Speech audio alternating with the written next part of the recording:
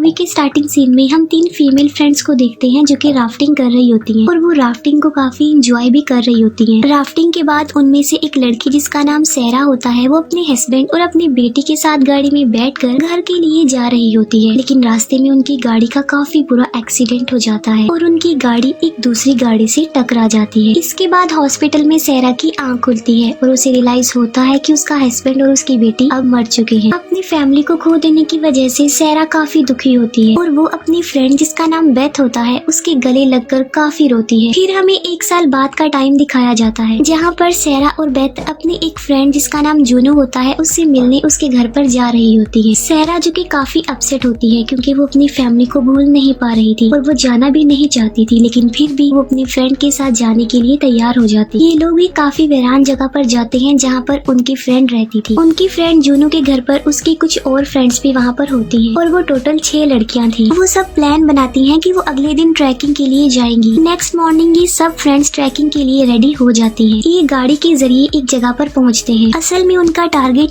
Underground गुफा यानी caves में जाना था, लेकिन वहाँ पर जाने के लिए इन्होंने पैदल चलना था और इसलिए वो उस जगह पर रुकती है और अपनी फ्रेंड्स को यहाँ पर गाइड कर रही थी जूनो, जिसके घर पर वो आए थे। जूनो के पास एक ऐसी गाइड बुक होती है जो कि उस जगह के बारे में, और उस बुक में उस केव्स के मैप भी थे, लेकिन जूनो उस बुक को अपने साथ ले जाना जरूरी नहीं समझती और उसे कार में ही रख कर अपने फ्रेंड्स के साथ आगे चल पड़ती है। ये सब फ्रेंड्स पैदल चल रही होती है और कुछ दूर चलने के बाद फाइनली ये उस जगह तक पहुँच जाती है जहाँ पर इन्होंने केव में जाना था और फिर एक एक करके ये रस्सी के सहारे नीचे उतर जाती है और ये नीचे से जब ऊपर की तरफ देखती है तब वो सीन काफी प्यारा नजर आ रहा होता है। अब क्योंकि आगे जाने का कोई रास्ता नजर नहीं आ रहा था तो उनमें से एक लड़की पूछती है कि अब हमने कहाँ जाना है। तब जूनो उसे बताती है कि यहाँ से निकलने का सिर्फ एक ही रास्ता है और वो रास्ता है टनल का रास्ता, और टनल से गुजरते हुए हम यहाँ से बाहर निकल जाएंगे। और फिर ये 1 बाय 1 टनल के जरिए आगे बढ़ने लगती है। वो आगे बढ़ती रहती है और वो एक ऐसी जगह पर पहुँचती है जहाँ पर काफी बड़े बड़े खंडर होते हैं, लेकिन वहाँ पर भी उन्हें कोई रास्ता नजर नहीं आ रहा होता और तभी इन्हें आगे जाने का एक छोटा सा रास्ता मिलता है। उनमें से एक फ्रेंड जूनो को कहती है कि जैसा हमने गाइड बुक में इस जगह के बारे में पढ़ा है ये तो बिल्कुल भी वैसी नहीं है, बल्कि ये बिल्कुल ही डिफरेंट। तब जूनो कहती है कि मुझे इसीलिए बुक्स और मैप्स पर बिलीफ नहीं है, और सबसे इंटरेस्टिंग बात ये है कि यहाँ पर एक्सप्लोर करने के लिए बहुत कुछ है। और ये एक एक करके उस केव में ड्रैगिंग करते हुए आगे बढ़ने लगती है। अब बाकी फ्रेंड्स तो आगे बढ़ जाती है, लेकिन सैरा एक केव में फंस जाती है और वो आगे नहीं बढ़ पा रही थी और वो वहाँ पर इतनी बुरी तरह फंस जाती है कि उसे सांस लेने में भी डिफिकल्टी हो रही थी। तब उसकी फ्रेंड बेथ उसे कहती है कि तुम्हें घबराने की बिल्कुल भी जरूरत नहीं है, मैं तुम्हारे पास आ रही हूँ। और तब बेथ सैरा के पास जाती है और उसे इनकरेज करती है और उसे कहती है तुम ऐसा कर सकती हो, और वो उसे आगे बढ़ने के लिए कहती है। तब सैरा कहती है कि मेरा रोप बैग पीछे रह गया है। अब जैसे ही सैरा अपना बैग लेने लगती है तो वो पत्थर जो उसके ऊपर होता है वो अपनी जगह से मूव करने लगता है, और अगर वो पत्थर सैरा पे गिर गया तो वो यहाँ पर मर सकती है। तब बेथ उसे कहती है कि तुम बैग को छोड़ो और आगे बढ़ो, और वो ऐसा ही करती है। वो आगे बढ़ने लगती है और जैसे ही वो आगे आती है सारे पत्थर अपनी जगह से हिलने लगते हैं और नीचे गिरने लगते हैं, लेकिन बिल्कुल ठीक वक्त पर सही सलामत सैरा उस केव से बाहर आ जाती है। लेकिन जिस केव के जरिए वो यहाँ तक आए थे वो पत्थरों से पूरी तरह ब्लॉक हो चुकी थी, यानी कुछ भी हो जाए अब वो उस रास्ते से तो वापस नहीं जा सकते। तभी एक फ्रेंड बोलती है कि गाइड बुक के अकॉर्डिंग यहाँ से निकलने के टोटल 3 रास्ते हैं, अब एक तो बंद हो गया है। और वो जूनो से पूछती है कि क्या मैं ठीक कह रही हूँ ना, मेरी बात पर एग्री करो और मुझे गाइड बुक में देखकर बताओ। तब जूनो कहती है कि मैं गाइड बुक नहीं लाई हूँ और मैं उसी गाड़ी में ही रख कर आई हूँ। ये सुनकर वो सारी फ्रेंड शॉक्ड हो जाती है और उस पर गुस्सा करने लगती है। जूनो कहती है कि उस बुक को यहाँ पर लाने का कोई फायदा नहीं होने वाला था। वो सब समझ जाती है कि जिस केव में वो आ गई है वो गलत केव है, जहाँ पर उन्होंने जाना था ये वो केव नहीं है। और मुसीबत की बात तो ये है कि किसी को पता भी नहीं कि वो इस केव में आई है, यानी अगर उन्हें यहाँ से बाहर जाने का रास्ता ना मिला तो वो यहीं पर फंसकर मर सकती है, क्योंकि वो इन केव्स के बारे में छोटी सी बात भी नहीं जानती। उनमें से एक लड़की जूनो से पूछती है कि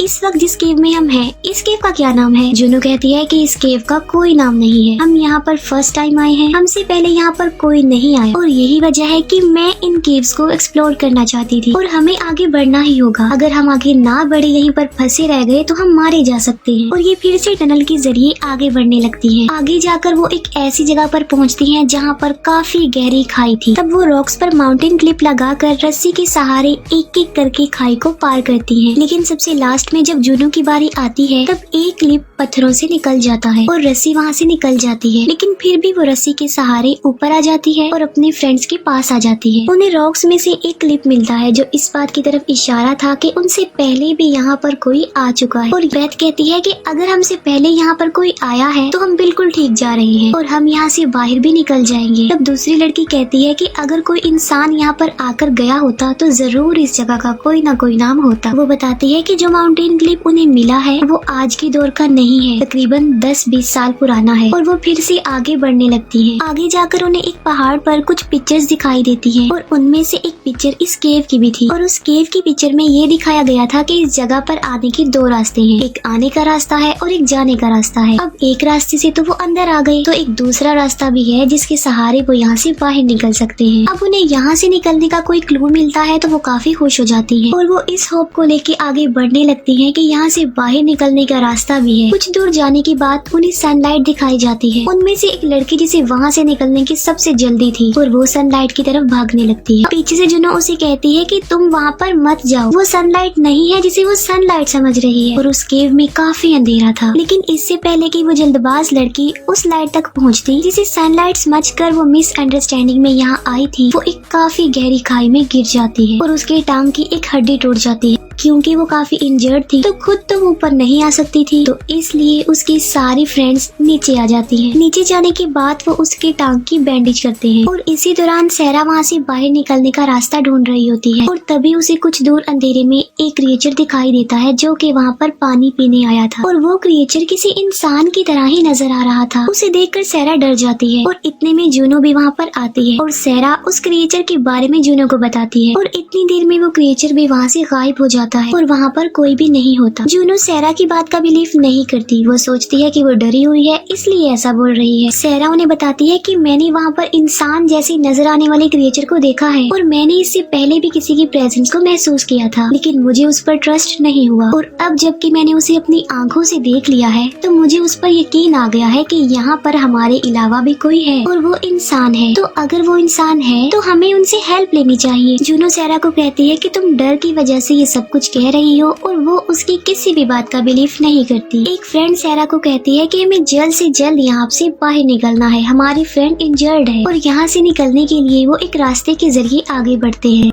एक लड़की कहती है कि उस डायरेक्शन में सनलाइट थी और हमें वहीं पर ही जाना चाहिए। जुनो कहती है कि वो सनलाइट नहीं था बल्कि वो एक ऐसा केमिकल था जो अंधेरे में सूरज की रोशनी की तरह ही चमकता है और यही वजह थी कि उनकी उस फ्रेंड को भी गलत फहमी हुई थी जो कि अब इंजर्ड हो गई। और ये आगे बढ़ती ही जाती है। बाहर का रास्ता ढूंढने और हवा का रुख देखने के लिए जुनो बार बार लाइटर जलाती है क्योंकि जिस तरफ हवा का रुख होगा वही बाहर जाने का एग्जैक्ट रास्ता होगा। एक जगह पर पहुँचने के बाद ये अपने कैमरे का नाइट मोड ऑन कर लेते हैं, ये चेक करने के लिए कि उस जगह पर क्या है क्योंकि वहाँ पर काफी अंधेरा था। नाइट मोड में कैमरा की स्क्रीन पर उन्हें जानवरों की बहुत सारी हड्डियाँ वहाँ पर पड़ी हुई मिलती हैं। ये देखकर वो काफी डर जाते हैं और जुनो एक बार फिर से लाइटर जलाती है, लेकिन अब हवा कोई भी रुख नहीं बता रही थी जिससे उनका डर और ज्यादा बढ़ जाता है। तब सहरा पैनिक कर जाती है और वो हेल्प के लिए चिल्लाने लगती है और फिर वही इंसान की तरह नजर आने वाला क्रिएचर इनके पीछे आकर खड़ा हो जाता है। और जब ये सब उसे देखती है तो बुरी तरह से डर जाती है और वो क्रिएचर ऊपर की तरफ भागते हुए अचानक से गायब हो जाता है। और ये सब देखती ही रह जाती हैं कि वो क्या था और कहाँ चला गया है, वो भी अचानक से। सहरा कहती है कि मैंने तुम्हें कहा था ना कि मैंने कुछ देखा है। इस पर एक फ्रेंड कहती है कि वो इंसान की तरह नजर आने वाला नहीं है बल्कि वो कोई और ही क्रिएचर है। अब उन्हें नहीं पता होता कि नेक्स्ट उन्होंने क्या करना है, कौन सा रास्ता है और वो कौन सा क्रिएचर है। और तभी अचानक से किसी के डरावनी आवाजें आने लगती हैं। वो सब डर जाती हैं और एक दूसरे रास्ते की तरफ भागने लगती हैं। उन्होंने एक फ्लेयर जलाई होती है और सहरा उसे बुझाने के लिए कहती है और वो उसे बुझा देते हैं। और तभी वो क्रिएचर उन पर अटैक कर देता है और उनकी वो फ्रेंड जो कि इंजर्ड थी उसे जान से मार डालता है और वो उसे अपने साथ ले जाने लगता है। लेकिन जुनो उसे अपनी फ्रेंड को नहीं ले जाने देती और वो उस क्रिएचर को मार डालती है। तब जुनो ऐसा फील करती है कि उसके पीछे कोई क्रिएचर आ रहा है और वो पीछे की तरफ अटैक कर देती है, लेकिन पीछे कोई और नहीं बल्कि उसकी फ्रेंड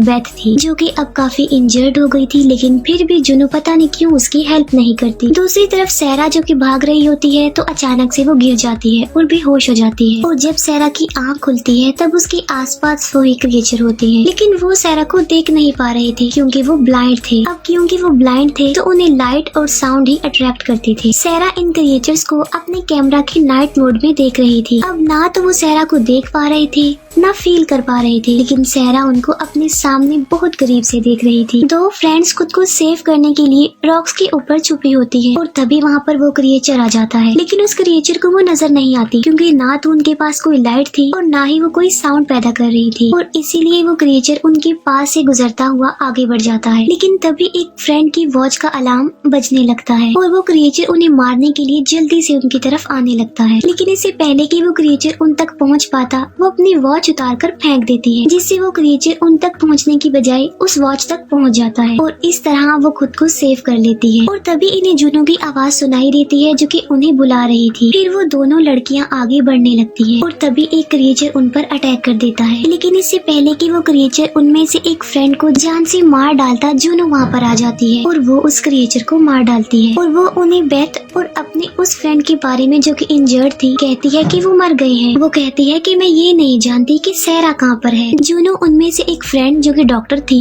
उससे पूछती है कि आखिर ये क्रिएचर है क्या। तब वो लड़की उस क्रिएचर को देखकर बताती है कि ये देख नहीं सकते और ये अब इन केव्स और अंधेरों में रहने के आदी हो गए हैं। वो कहती है कि जिस तरह चमगादड़ देखने के लिए और किसी चीज को फील करने के लिए लाइट और आवाज का इस्तेमाल करती है, ये भी ऐसा करते हैं। ये भी लाइट और आवाज को इस्तेमाल करके किसी चीज की तरफ अट्रैक्ट होते हैं। जुनू कहती है कि मैं ये तो नहीं जानती कि ये कौन है, लेकिन ये यहाँ से शिकार करने के लिए बाहर जरूर जाते होंगे और मुझे ऐसा लग रहा है जैसे मुझे रास्ता मिल गया है, क्योंकि जो भी इन्हें यहाँ पर लाया है उसने यहाँ से बाहर जाने के लिए दीवारों पर निशानियाँ लगाई हुई हैं।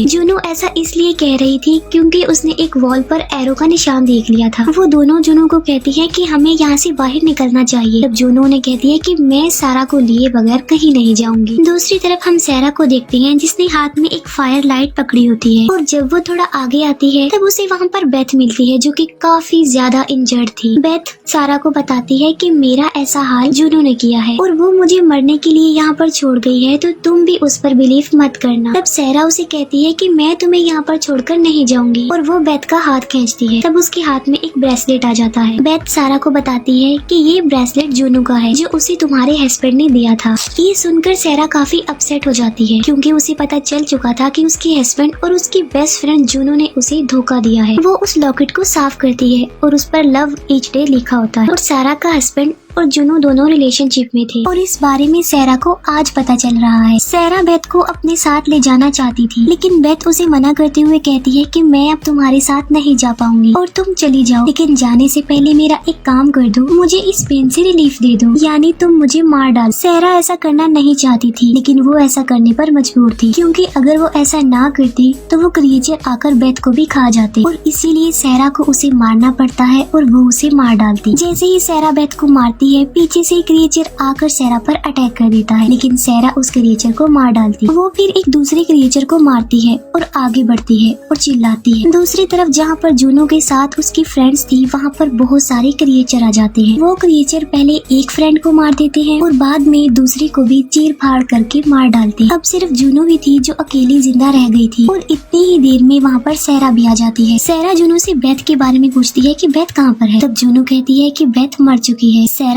फिर से जुनू से पूछती है कि क्या तुमने बेथ को मरते हुए देखा था, जिस पर वो कहती है हाँ मैंने उसे मरते हुए देखा था। और तभी इनके ऊपर बहुत सारे क्रिएचर्स हमला कर देते हैं और ये दोनों बड़ी बहादुरी से उनका मुकाबला करते हुए एक एक करके उन क्रिएचर्स को मार डालती हैं। वो क्रिएचर्स इतने पावरफुल नहीं थे इसलिए वो मारे गए। सब क्रिएचर्स को मार लेने के बाद सैरा के हाथ में वो हथियार होता है जिससे उसने उन क्रिएचर्स को मारा था और साथ ही उसके हाथ में वो ब्रेसलेट भी होता है जो वो जुनू को दिखाती है। जुनू सैरा के हाथ में वो ब्रेसलेट देखकर काफी हैरान रह जाती है कि ये इसके पास कहाँ से आया और तब फिर से क्रिएचर्स की आवाजें आने लगती हैं और तब सैरा उसी हथियार से जुनू पर स्टैब करके उसे इंजर्ड कर देती और वहाँ से चली जाती। और जब वो थोड़ा आगे जाती है तब उसे जुनू के चिल्लाने की आवाजें सुनाई देती है और वो फौरन समझ जाती है कि उन क्रिएचर्स ने जुनू को मार डाला है। सैरा ऊपर चढ़ने की कोशिश करती है लेकिन उसका हाथ स्लिप हो जाता है और वो नीचे गिरकर बेहोश हो जाती है, लेकिन थोड़ी देर के बाद वो होश में आ जाती है और उस पर सनलाइट पड़ती है और वो उस सनलाइट की तरफ बढ़ने लगती है और इस खतरनाक किस्म के केव से बाहर आ जाती है। बाहर उसकी गाड़ी भी होती है और वो अपनी गाड़ी को लेकर उस जगह से निकल जाती है। रास्ते में वो एक जगह पर रुकती है और उसे वॉमिटिंग होती है और जब वो वापस गाड़ी के अंदर आकर देखती है तब उसके साथ जूनो बैठी थी, जिसे देखकर वो चिल्लाती है। असल में जो उसने देखा था वो उसके साथ हेल्यूसिनेशन था और असल में सैरा अभी भी उस केव में फंसी होती है, लेकिन अब वो होश में आ चुकी थी और उसके सामने जो फायर लाइट पड़ी होती है उसे देखकर फिर से विजन आने लगती है और ये विजन उसकी बेटी की बर्थडे का होता है। उसे ऐसा लगता है कि जैसे उसकी बेटी उसके सामने बैठी हुई है। असल में वो तो मर चुकी है और बीच में केक भी पड़ा हुआ है। सारा कंटिन्यूअसली उस खाली जगह को ऐसे देख रही थी कि जैसे सच में वहाँ पर कोई बैठा हुआ, और यहाँ पर सैरा को देखकर ऐसा फील हो रहा था कि जैसे वो मेंटली अनस्टेबल हो गई है। और एक बार फिर से क्रिएचर्स की आवाजें सुनाई दी और इस बार काफी तेज होती हैं और ऐसे फील हो रहा होता है कि जैसे वो क्रिएचर सैरा की तरफ बढ़ रहे हैं। और बस यहीं पर ये मूवी एंड हो जाती है।